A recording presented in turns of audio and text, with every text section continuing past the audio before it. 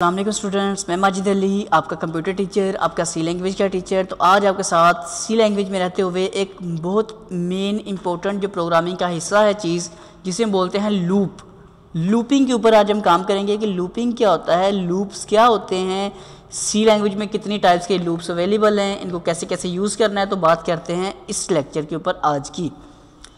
तो पहली बात, हमारे पास 3 तरह के लूप्स हैं। अपना सॉफ्टवेयर ओपन कर लेते हैं, सी लैंग्वेज वाला ही, टर्बो C++ वाला, और उसी के ऊपर काम करते हैं जो बात करें, ताकि हमें समझ आ जाए कि क्या होने लगा जी। मैंने इसे क्लोज़ किया, दोबारा ओपन कर लेता हूँ। हम लोग सी लैंग्वेज तो सीख रहे हैं। आप लोग मोस्टली मुझे कहते हैं सर थोड़ा सा एडवांस सिखाएं। Alt F3 से क्लोज़ किया मैंने, Alt F और N करके ओपन किया, सबको बता रहा हूँ।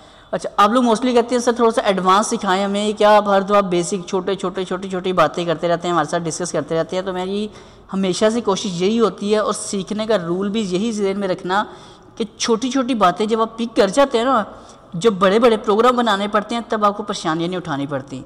हमने सी को बिल्कुल बेसिक से स्टार्ट किया, तो इंशाल्लाह आपको इसके मैं एक अपर लेवल तक पहुँचाऊँगा, एक टॉप लेवल तक लेके जाऊँगा आपके साथ, ताकि आपको समझ आएगी प्रोग्राम्स बनाए कैसे जाते हैं। अभी तक जो बात कर रहा हूँ बिल्कुल मैं हर वीडियो में थोड़ा करके उसको अच्छे से डिटेल से समझाने की कोशिश में लगा होता हूँ, क्योंकि जब बस आपको बात समझ आ जाए, मेरा टारगेट है कि बस आपको बात समझ आनी चाहिए। एक वीडियो की काम अगर 2-3 वीडियो में होता है तो आपको क्या लगता है, नहीं यार ये एक वीडियो में, जैसे लॉजिकल ऑपरेटर सपोज ले अगर आप लोग, मैंने उनको 3 वीडियोज़ में 3 लेक्चर्स में डिवाइड करके आपको सिखाने की कोशिश की है।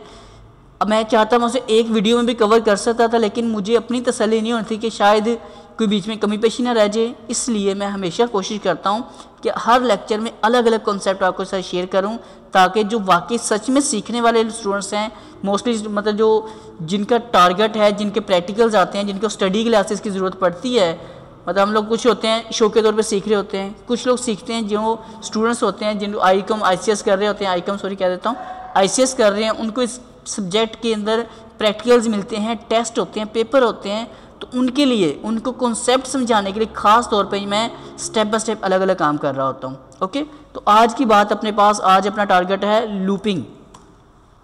क्या है ये लूपिंग, क्या इसका फ़ायदा होता है?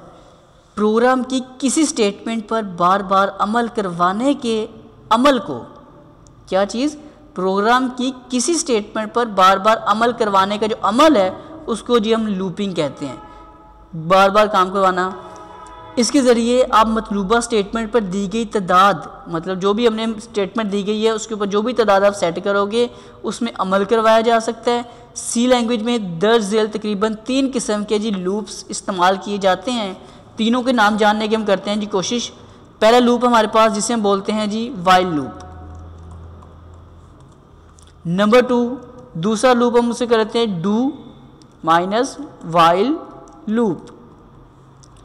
तीसरा लूप होता है हमारे पास जिसे हम बोलते हैं फॉर लूप।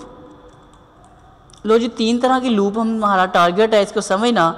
3 लूप, 3 मतलब लेक्चर्स, तीनों को अलग अलग डिस्कस करेंगे, अलग अलग समझने की कोशिश करेंगे।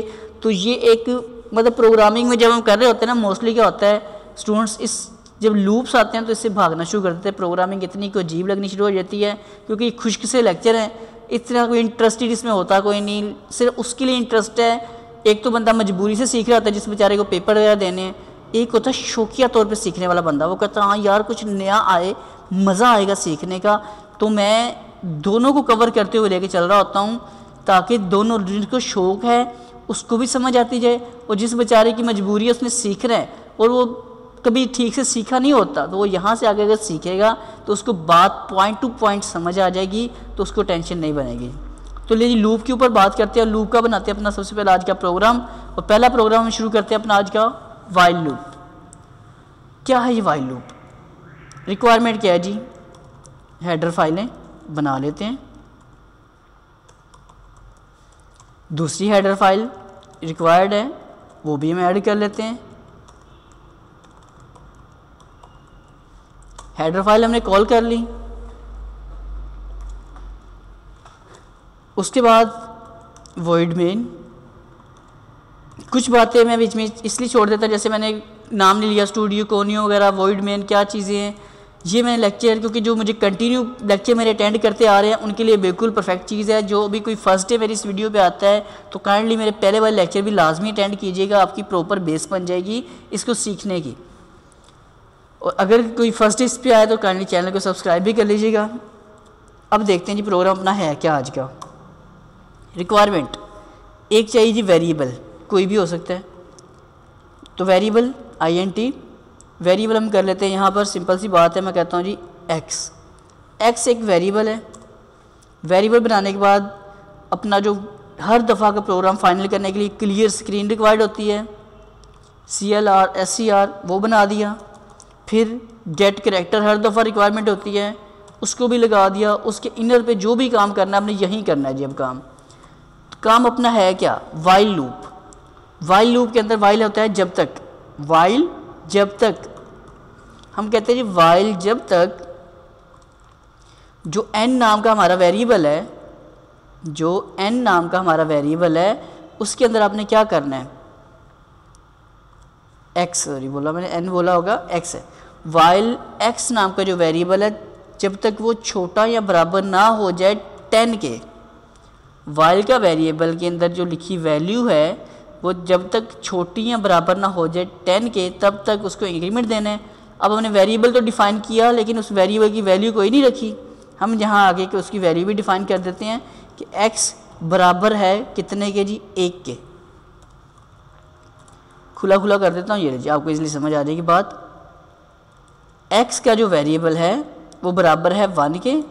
वाइल जब तक x का वेरिएबल छोटा या बराबर नहीं हो जाता तब तक आपने क्या काम करते जाना जी,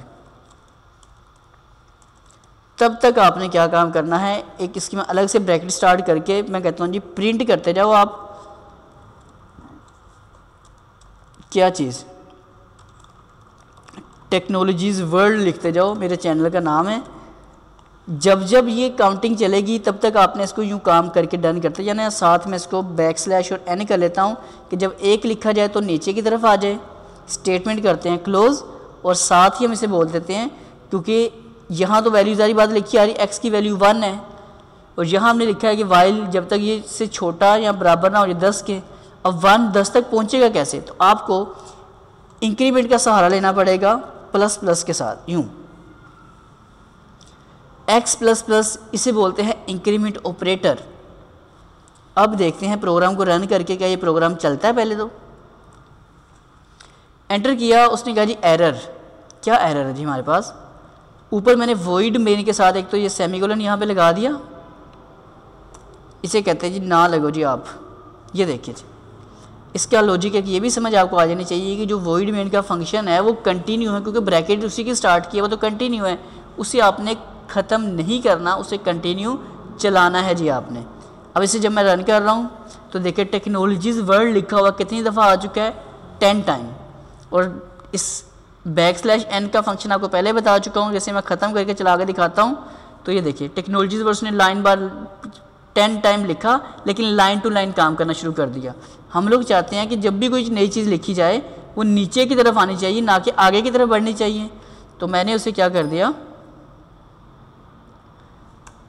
एक स्पेस प्रेस हो गया, उसके हम कवर कर लेते हैं, गलती से स्पेस प्रेस होगी ज़्यादा सारी यहाँ तक जी। तो इसे मैं स्पेस इसकी ख़त्म कर लेता हूँ ताकि प्रोग्राम हमें आसानी से हमारा सारा नज़र आता रहे। लें जी, तो टेक्नोलॉजीज़ वर्ल्ड को प्रिंट करो कितनी बार। अब इसको एक बार दोबारा समझा देता हूँ ताकि आपको बात समझ आ जाए प्रॉपरली क्या क्या हो रहा है किस प्रोग्राम में। पहला रूल, तो आपने वॉइड मेन के ऊपर सेमीकोलन नहीं लगाना, नहीं लगाया। इंटीजर डेटा टाइप है, x उस वेरिएबल का नाम है, हमने फिर उसके बाद क्लियर स्क्रीन उसके बाद में शुरू किया। आपने इंटीजर का जो वेरिएबल है क्लियर स्क्रीन के नीचे डिफ़ाइन नहीं करना, हमेशा ऊपर ही डिफ़ाइन करना है। ये लॉजिक डन हुआ। सेमीकोलन यहाँ भी लगाना है, यहाँ भी लगाना लगा है जी। x बराबर है 1 के, असल बात आती लूप की। वाइल जब तक x छोटा या बराबर नहीं हो जाता 10 दफ़ा लिखने के, तब तक आपने क्या करते जाना है, इसमें प्रिंट करवाते जाना है। मतलब उन्होंने बोला इसके बाद आपने इजाफा करते जाना है। हमने उसका फ़ायदा उठाया इजाफा करने का, साथ साथ हमने कहा इजाफा तो 10 टाइम हो ही रहा है तो क्यों ना हम कोई 10 टाइम कोई चीज़ ही लिखवा लें। जैसे कि मैंने टेक्नोलॉजीज वर्ल्ड लिखा है, मैं ये ख़त्म कर देता हूँ। हमने परसेंट और डी वेरिएबल कॉल करने के लिए था ना अपना ये वाला इंटीजर का, तो हम कहते हैं इसका वेरिएबल क्या है एक्स। हम कहते हैं जी एक्स लिखा हुआ डिस्प्ले करो। रन करके देखते हैं प्रोग्राम, तो 1 2 3 4 5 6 7 8 9 10 10 दफ़ा हमारे पास यही लिखी, क्योंकि हमने कहा था एक से लेकर एक वेरिएबल है वैल्यूज़ की, एक्स की वैल्यू जो तो छोटियाँ बराबर नहीं हो जाती 10 के, तब तक एक्स में इंक्रीमेंट करते जाना। हमने इंक्रीमेंट देने के बाद साथ उसको डिस्प्ले भी कर लिया। एक और काम कर लेते हैं जी ज़रा, एक तो इसमें ब्रेक ऐड कर रहा हूँ मैं, \n रनिंग किया, अब नीचे की तरफ आना शुरू हो गया। अब मैं काम करता हूँ, इस जो लिखी हुई स्टेटमेंट है हमारे पास ये वाली, इस स्टेटमेंट को हम कर लेते हैं सेलेक्ट किया मैंने। क्वेश्चन है ना बेसिकली आपके माइंड में आने वाला हो, फिर करेंगे। मैंने सेलेक्ट किया इसको, मैंने इसे किया जी कट करने के बाद इंक्रीमेंट होने के बाद इसको मैं पेस्ट कर रहा हूँ, पेस्ट किया, इसको किया रन। प्रोग्राम आपका कहाँ तक चला जाकर 11 तक आ गया, ना कि कहाँ तक पहुँचा 1 हमारे पास लिखा डिस्प्ले नहीं आया। अगर आप जैसे मैंने भी प्रोग्राम बनाया, आपको अगर ये बात प्रोग्राम जैसा बनाया वैसे नहीं आ रहा हो तो ये देख लेना है कि मिस्टेक कहाँ आ रही है। अब क्या था, x पहले ही बराबर है 1 के, हमने कहा जब तक ये छोटा या बराबर नहीं हो जाता 10 के, तो साथ ही हमने आने के बाद उसे बोल दिया कि x को इंक्रीमेंट भी दे दो। x को इंक्रीमेंट मिल गया, मतलब उसमें 1 का इजाफा हो गया। और यहाँ हमने उससे बोला है कि ये प्रिंट उसको कर दो कहाँ तक, x तक। मतलब हमने कहा जी %d डिस्प्ले करो, \n ब्रेक लगा के x की जो भी वैल्यू उसको डिस्प्ले करते जाओ, तो उसको उसने डिस्प्ले करते करते कहाँ पहुँचा दिया, 1 नंबर आगे कर दिया। तो आप लोगों ने लाजमी काम ये करना है, ये जो x++ है जब आप प्रिंट करवाएं तो उसके बाद में आपने इसको इंक्रीमेंट दिलवाना है, पहले इंक्रीमेंट आपने इसको नहीं दिलवाना, वरना प्रोग्राम का जैसा चाहते हैं वैसा नहीं बनेगा, एक आधी वैल्यू का फ़र्क आ सकता है जी। क्लियर होगी बात आपको। चलिए एक और बात, वाइल के आगे अगर हम सेमीकोलन यहाँ लगा देते हैं, वाइल लूप के आगे यहाँ हमने सेमीकोलन लगाया, क्योंकि छोटी छोटी बातें मैं हमेशा कहता हूँ रिक्वायर्ड होती हैं। मैंने ये यहाँ पे आके इसके आगे सेमीकोलन लगाया। अब प्रोग्राम चला के देखते हैं अब क्या होगा। प्रोग्राम चला लेकिन कुछ प्रिंट उसने नहीं किया, क्योंकि प्रोग्राम यहाँ पे वो ख़त्म हो गया था, तो उसने उस चीज़ को साथ ही वाइंड अप कर दिया। और साथ उसने क्या किया, इस वक्त हमारा उसने सिस्टम को भी ख़त्म कर दिया, मतलब जो प्रोग्राम बना था वो भी सारा कुछ उसने कर दिया गायब। तो आप लोगों ने क्या काम कर लेना है, यही वाला प्रोग्राम जो मैंने अभी दिखाया वीडियो रोक के पहले उसको अच्छे से डन कर लेना है, ताकि आपको जो भी प्रोग्राम है प्रॉपर नज़र आता जाए। अब उसने इसे कर दिया हैंग, क्योंकि मैंने सेमीकोलन लगा दिया था। तो काइंडली सेमीकोलन आप में से कोई ना लगाइएगा और उसके बिना प्रोग्राम बनाइएगा, वहाँ वीडियो स्टॉप करके प्रोग्राम नोट कर लीजिएगा, तो आपको ये बात समझ आ जाएगी कि सेमीकोलन नहीं लगाना, क्योंकि बाद में आप लगाते हैं फिर इस तरह डिस्टर्बेंस होती है, फिर फाइल सेव ना हो पाती, तो मसला बनता आप लोगों के लिए। इसलिए मैंने बताया कि इस तरह काइंडली कीजिएगा ताकि आपको मसला ना बने। तो सो ज़िंदगी रही तो फिर मुलाकात करूँगा आप लोगों के साथ। अगर आपको ये लेक्चर अच्छा लगा हो तो काइंडली इसे लाइक शेयर और कमेंट ज़रूर कीजिएगा। अगर मेरा चैनल ही सब्सक्राइब नहीं किया उसे भी लाजमी कीजिएगा। मैं बहुत सारे कंप्यूटर कोर्सेज़ लेके हाजिर होता रहता हूँ, तो आपको वो काम आएंगे। Thank you so much. अल्लाह हाफिज़। Bye bye.